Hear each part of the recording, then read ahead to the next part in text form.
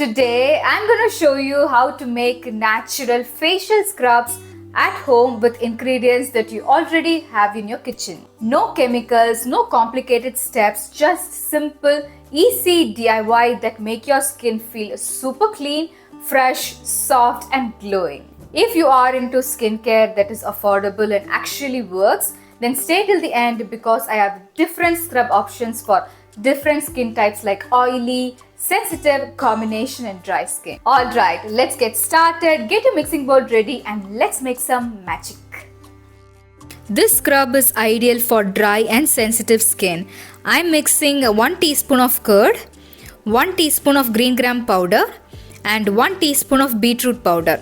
Curd moisturizes the skin, green gram gently removes the dead skin cells, and beetroot powder adds a natural glow. I have linked all these powders in the video itself. Massage it lightly in circular motions and rinse it off after 2 minutes. This scrub leaves your skin soft, smooth and nourished. For oily to combination skin, I am taking 1 teaspoon of Ubtan powder, 1 teaspoon of coffee powder and about 1 teaspoon of rose water.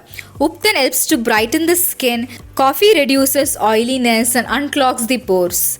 And rose water keeps the skin balanced and so very important for oily skin. Massage gently and wash it off. This scrub controls excess oil, clears buildups and refreshes the skin instantly.